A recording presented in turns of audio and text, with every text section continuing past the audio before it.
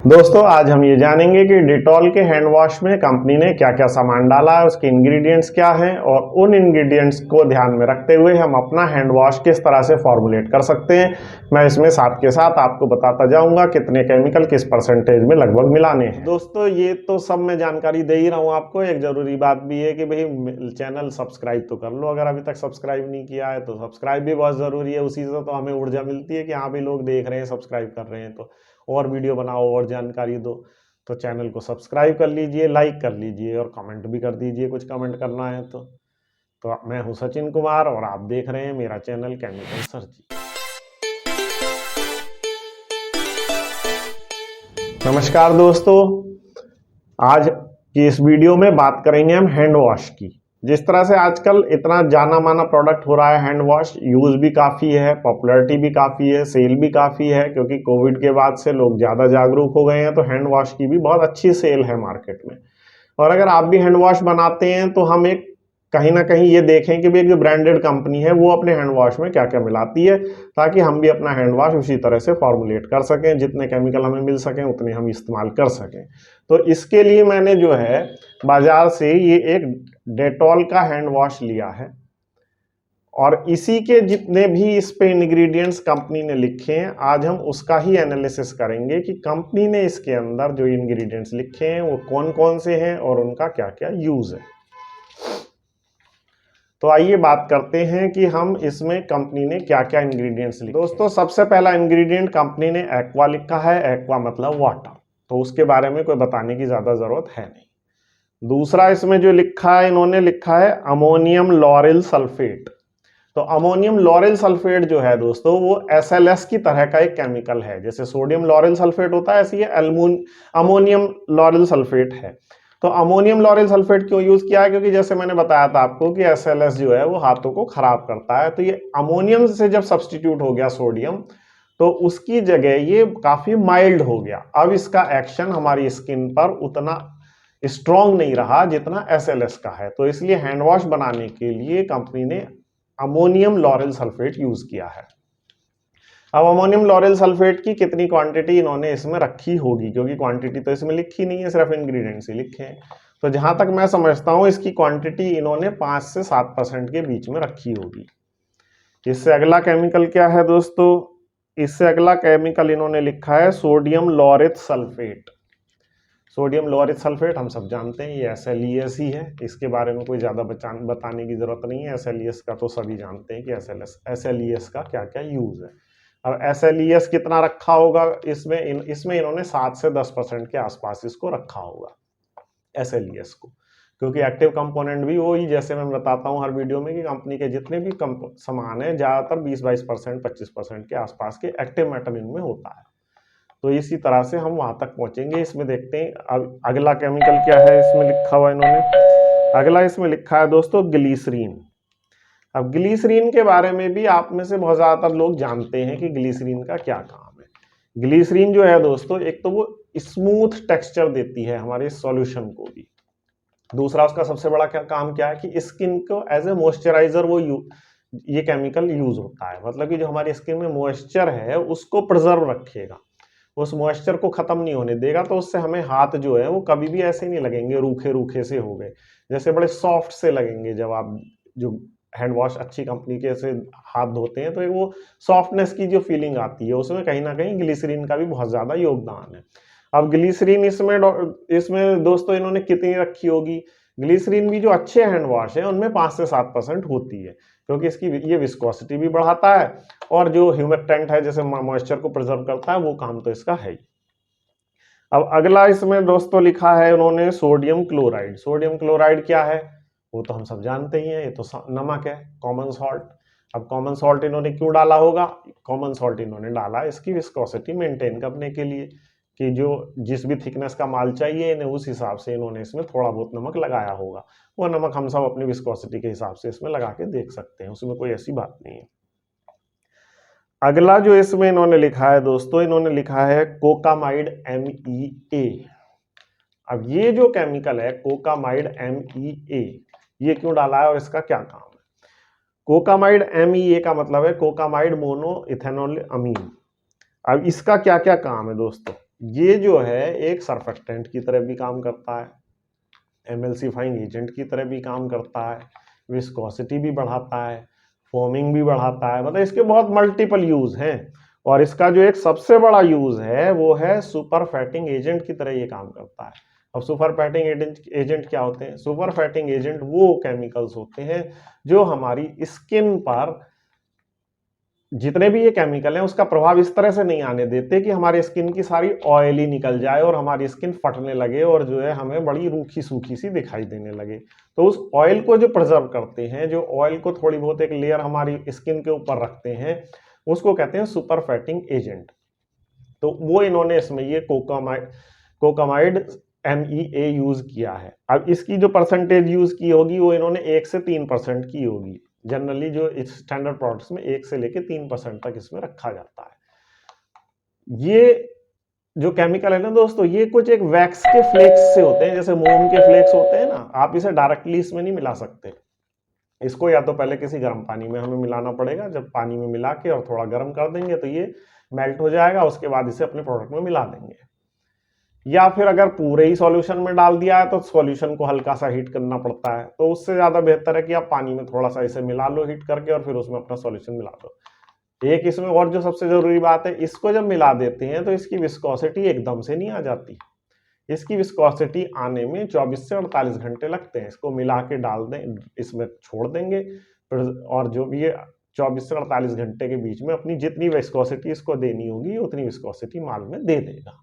तो इस तरह का आप यूज कर सकते हैं। इसी के जैसा सेम प्रोडक्ट है CDEA, वो भी बहुत से हैंड वॉश में मिलाते हैं। वो लिक्विड है, वो मिलाना आसान होता है, उसे भी मिला सकते हैं, उसके भी यही सेम काम है, लेकिन विस्कोसिटी दोनों जो है वो अलग अलग देंगे। तो वो जैसे जिसको कॉस्टिंग हिसाब से और फॉर्मुलेशन के हिसाब से उस तरह से देखना पड़ेगा। अब इसमें अगला केमिकल क्या है दोस्तों? अगला केमिकल है इसमें परफ्यूम की बात बाद में कर लेंगे, सैलिसिलिक एसिड। अब सैलिसिलिक एसिड जो है दोस्तों, इसका क्या काम है और ये क्यों डाला गया? सैलिसिलिक एसिड भी जिस हमारी स्किन के लिए डाला गया। ये स्किन से एक तो जो डेड स्किन है ना उसको रिमूव कर देता है सैलिसिलिक एसिड, और जितने हमारे स्किन में कोई डिसऑर्डर है कुछ है तो उसको भी थोड़ा बहुत सही करने की इसमें क्षमता होती है। तो इसको भी मिला देते हैं कि ताकि हमारी स्किन के लिए ये बहुत अच्छा प्रभाव डालता है सैलिसिलिक एसिड। और इसकी जो मात्रा कंपनी ने रखी होगी बहुत थोड़ी सी रखी होगी, 0.5% के आसपास। और दोस्तों ये भी सैलिसिलिक एसिड भी वाटर सोल्यूबल नहीं होता, बहुत ही कम होता है। तो इसको पहले या तो ग्लिसरीन में मिला देते हैं या किसी नॉन आयनिक सर्फेक्टेंट में मिला लेंगे, इथेनॉल में मिला लेंगे, उसके बाद इसको अपने माल में डाल देंगे। तो ये उससे फिर अपना पूरा असर दिखाएगा, पूरा बढ़िया इसमें प्रॉपर्टीज जो हैं स्किन के लिए, बड़ा स्किन फ्रेंडली केमिकल है तो उसके लिए हमारा ये बढ़िया काम करेगा। फिर इसके बाद है दोस्तों इसमें टेट्रासोडियम EDTA। अब जैसे मैंने आपको डाइसोडियम EDTA बताया था डिश वॉश वाली अपनी वीडियो में, उसी तरह का काम है ये टेट्रासोडियम EDTA का। अब यहाँ क्योंकि इन्होंने pH जो है वो 7 और 7 के आसपास रखी होगी तो इसलिए इन्होंने टेट्रासोडियम EDTA ले लिया इसके अंदर। अब टेट्रासोडियम EDTA का क्या क्या काम है? वही, एक तो चिलेटिंग एजेंट है, झाग बढ़िया बनाएगा, क्लैरिटी रखेगा, और एक इसका और भी एक जो बहुत अच्छा रोल जिसमें निभाता है ना दोस्तों, ये है ये एंटी रैंसिड एजेंट है। मतलब कि जो आपकी परफ्यूम है, फ्रेग्रेंस है, उसको भी खराब नहीं होने देगा, उसकी भी लाइफ बढ़ा देगा, आपका सॉल्यूशन स्टेबल हो जाएगा, परफ्यूम भी स्टेबल रहेगी।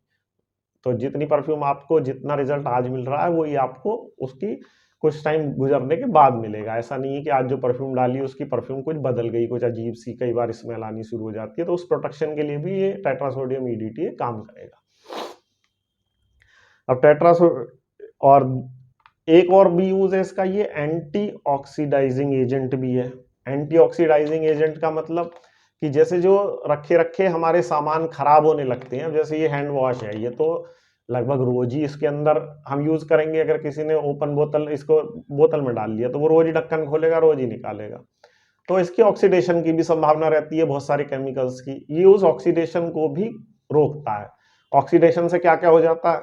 ऑक्सीडेशन से उसके रंग उड़ जाएंगे, परफ्यूम उड़ जाएंगे, और इस तरह की जो समस्याएं हैं वो ऑक्सीडाइजिंग की वजह से, ऑक्सीडेशन की वजह से आती हैं। तो उस चीज में भी ये मदद करता है। तो इसलिए टेट्रासोडियम EDTA तो बहुत जरूरी केमिकल है, ये तो हमें सबको डालना चाहिए अपने सामान के अंदर। और इसकी कितनी क्वांटिटी डाली गई होगी, इसकी ज्यादा 1%, 1.5%, 2% इसके आसपास तक इन्होंने रखी होगी, इसमें इतनी रखी जाती है स्टैंडर्ड प्रोडक्ट्स में। अगला जो केमिकल है दोस्तों वो है इसमें साइट्रिक एसिड। साइट्रिक एसिड के बारे में तो सबको ही पता है कि वो साइट्रिक एसिड का क्या क्या काम है। सफाई बढ़िया करता है, झाग को बूस्ट करने में मदद करता है, चिलेटिंग एजेंट भी है, हार्ड वाटर को सॉफ्ट बना देता है। साइट्रिक एसिड के बहुत काम है। और इसी तरह से जैसे टेट्रासोडियम EDTA था, वो भी हार्ड वाटर के लिए यूज होता है। तो जितने भी आप जैसे भी कहीं भी हाथ धोएंगे एकदम से झाग आएगा, वो इन दोनों चीजों की वजह से बढ़िया झाग आ जाता है। आइए दोस्तों देखते हैं अब इसमें अगला इन्होंने क्या लिखा है। अगला इन्होंने दोस्तों लिखा है मिथाइल क्लोरोआइसोथियाजोलिनोन और मिथाइल आइसोथियाजोलिनोन। इनको दोस्तों CMIT, MCIT और जो दूसरा है उसको MIT के नाम से भी जानते हैं। ये दोनों प्रिजर्वेटिव हैं, MCIT और MIT। और ये जो है 3:1 के मिक्सचर रेशो में पहले इनको मिक्स किया जाता है। 3 पार्ट मिथाइल क्लोरो लेंगे, 1 पार्ट मिथाइल आइसोथियाजोनोन लेंगे, मतलब 3 पार्ट MCIT लेंगे, 1 पार्ट MIT लेंगे। इनको मिलाकर तब यूज किया जाता है। ये जो प्रिजर्वेटिव है ये एक ब्रॉड स्पेक्ट्रम प्रिजर्वेटिव है, मतलब इसका जो pH रेंज है ये 3 से लेके 9 तक काम करेगा आपका। दोस्तों प्रिजर्वेटिव में pH रेंज बड़ी मायने रखती है, तो ये आपको 3 से लेके 9 तक बढ़िया काम करेगा, उसमें ज्यादातर सारे प्रोडक्ट कवर हो जाते हैं। ये वाटर सॉल्यूबल भी है, तो इसलिए मिलाने में कोई दिक्कत नहीं आती है, मिला दीजिए बड़े अच्छे से, ये पूरे सॉल्यूशन को प्रिजर्व करेगा। जितने भी टाइप के बैक्टीरिया, मैक्सिमम टाइप के जो बैक्टीरियाज हैं, फंगस हैं, यीस्ट हैं, उन पर सब पर काम करता है ये, इसलिए प्रिजर्वेटिव इस तरह के प्रोडक्ट्स के लिए बहुत अच्छा है। अच्छा, अब इसको मिलाना कितना चाहिए? ये ज़्यादा से ज़्यादा 0.0015% के करीब आप मिला लो, उतने में ये बढ़िया प्रिजर्वेशन दे देता है। इसको बहुत ज़्यादा क्वांटिटी यूज़ करने की भी ज़रूरत नहीं है। हाँ, अगर आपकी pH 9 से भी ज़्यादा जा रही है जैसे लिक्विड डिटर्जेंट वगैरह में, तब इसकी थोड़ी क्वांटिटी बढ़ानी पड़ेगी, तब ये अच्छा प्रिजर्वेशन आपके सॉल्यूशन को देगा। और फिर सबसे आखिर का जो केमिकल है दोस्तों वो है इसमें CI60730। ये एक वायलेट डाई है, जो वायलेट डाई इन्होंने इसके अंदर मिलाई होगी क्योंकि ये वायलेट कलर का है इनका जो डिटॉल है। तो इस तरह से दोस्तों आज ये सारे केमिकल हो गए कि जो हम अपने हैंड वॉश में मिलाकर बना सकते हैं। अच्छा दोस्तों, आज से एक चीज़ की और नई शुरुआत कर रहे हैं। मैंने जो है अपना डिस्क्रिप्शन बॉक्स में और जो मेरा चैनल का डिस्क्रिप्शन है उसमें एक अपना ईमेल एड्रेस भी डाल दिया है, क्योंकि आप लोगों के बहुत कमेंट आते हैं कि सर ये प्रॉब्लम है, इसको इसका क्या सोल्यूशन होगा, इसका क्या सोल्यूशन होगा। तो उसके लिए हम आज से शुरू कर रहे हैं कि आप मुझे उस ईमेल पर अपनी प्रॉब्लम डिटेल में लिखिए, क्योंकि बिना डिटेल की जानकारी के सॉल्यूशन देना बड़ा मुश्किल हो जाता है। डिटेल में क्या लिखेंगे कि आपका जो फॉर्मुलेशन है, एक तो उसकी पूरी डिटेल लिखिए कि आपने क्या क्या चीज़ मिलाकर क्या चीज़ बनाई है। फिर उसके बाद उसमें आपको क्या प्रॉब्लम आ रही है, प्रॉब्लम भी पूरी डिटेल में लिखिए। तो उसके बाद मैं कोशिश करूंगा कि आपको उसका सॉल्यूशन मैं मेल के थ्रू ही दे दूंगा। और अगर मुझे लगेगा कि कोई प्रॉब्लम ऐसी है जो ज़्यादातर बहुत सारे व्यूअर्स के यूज़ की होनी चाहिए, तो उस वाले टॉपिक पे हम एक वीडियो बनाकर भी डाल सकते हैं, तो उससे सबका फायदा हो जाएगा। तो भाइयों, आप मुझे अपनी प्रॉब्लम डिटेल में बता सकते हो तो मैं उसका सॉल्यूशन दे दूंगा। और दूसरा, अगर कोई ऐसा खास टॉपिक है जिस पे आप किसी को वीडियो चाहिए कि हाँ इस जनरल टॉपिक पे कोई वीडियो बनाइए या स्पेसिफिक पे बनाइए, तो वो भी आप उसमें मुझे सजेस्ट कर सकते हैं, तो मैं उस पर भी एक वीडियो बनाने की कोशिश करूंगा। अब बात आती है दोस्तों, जैसे हम जो हैंड वॉश बनाते हैं, भाई जो भाई लोग इस तरह से बना रहे हैं और ज़्यादातर यही केमिकल्स यूज़ कर रहे हैं, उनके लिए तो बहुत बढ़िया है। लेकिन आप में से बहुत सारे भाई हैं जो एसिड सिलेरी से और SLES से हैंड वॉश बना रहे हैं, तो उसमें क्या करेंगे? उसमें दोस्तों देखो, एक तो SLES तो है ही, और जो आपका एसिड सिलेरी है, जब आप उसे न्यूट्रलाइज कर लेते हो ना, तो एक तो उसकी pH बिल्कुल 7 के आसपास कर लो। 7 क्यों कह रहा हूं मैं? पहले मैंने कहा था कि 6, 5.5 के आसपास नमक वाले प्रोडक्ट्स की रखो।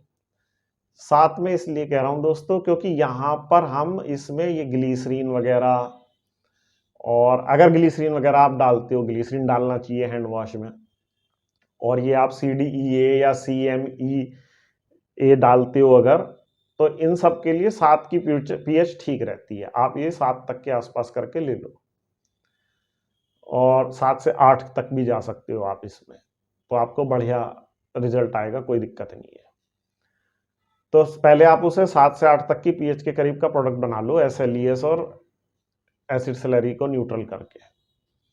उसके बाद आपको जितनी थिकनेस चाहिए उस थिकनेस के हिसाब से प्रोडक्ट को देखो कि आप क्या नमक की मदद से वहां तक जा सकते हो कॉस्टिंग के हिसाब से। अगर नहीं जा सकते हो, आपको लगता है कि नहीं भी मेरा माल पतला रह जाएगा, तो कोई ना कोई इसमें पॉलीमर या गम डाल दो। हैंड वॉश में आप जैंथम गम भी डाल सकते हो, HEC भी डाल सकते हो, HPMC अगर कंपैटिबल हो जाए तो उसे डाल लो। लेकिन गम डालने के बाद आप ये ध्यान रखना कि अगर पीएच आपके माल की चेंज होती है ओवर द टाइम, की कुछ टाइम रखने के बाद, तो वो गाढ़ा पतला माल आपको दिखाई देगा कि जितना गाढ़ा आज बनाया था उतना गाढ़ा नहीं है। तो उस चीज का ध्यान रख लेना। उस चीज को मतलब रोकने के लिए TEA डाल लेना थोड़ा सा। तो TEA डालेंगे तो आपकी ये समस्या इसमें दूर हो सकती है। दूसरा जो आपने ये केमिकल अगर ये डालोगे, टेट्रासोडियम EDTA वगैरह ये सब डालोगे आप इस तरह के, तो काफी हद तक आपकी समस्या कम हो जाएगी। गाढ़ा करने के लिए आपको ये CMEA मिल जाए, बहुत बढ़िया चीज है। इससे बहुत बढ़िया गाढ़ापन भी आएगा, फोमिंग भी आएगी, इससे तो बहुत ही बढ़िया सब चीजें आएंगी। तो इसे ट्राई कर लो कि आपको ये अगर कहीं से मिल पाता है तो इसे आप यूज कर लो। वरना जो सस्ता वाला ही बनाना है तो उसका आपको मैं बता ही रहा हूँ कि बिल्कुल न्यूट्रल पीएच करके SLES बढ़ा लो। SLES के साथ साथ आप थोड़ा बहुत ये अगर आपको मिल जाए ALS मतलब अमोनियम लॉरिल सल्फेट, इसे मिला लो तो इससे झाग बढ़िया हो जाएंगे। SLES थोड़ा कम कर लो, ये ALS ज़्यादा कर लो, थोड़ा सा झाग बढ़िया हो जाएंगे और आपकी जो है फोमिंग भी बढ़िया होगी, क्लीनिंग भी बढ़िया होगी। और हाथों को बढ़िया अच्छा महसूस करने के लिए आप सिर्फ ग्लिसरीन ही डाल लो, ग्लिसरीन से ही बहुत काम हो जाता है। तो इस तरह से दोस्तों आप ट्राई करके देख लीजिए। आपको इसमें भी कोई प्रैक्टिकल प्रॉब्लम आती है तो आप मुझे कमेंट में लिख दीजिए, मैं कोशिश करूंगा कि आपकी जो है ये सारी चीज़ें सॉल्व करने की कोशिश करूं। तो अगर ये सारी चीज़ें अच्छी लगी हो दोस्तों तो आप मेरा चैनल लाइक कर लीजिए, सब्सक्राइब कर दीजिए जिसने अभी तक सब्सक्राइब नहीं किया है। इसी तरह की वीडियो आगे भी बनाता रहूंगा, आपको केमिकल की जानकारी देता रहूंगा। थैंक यू दोस्तों।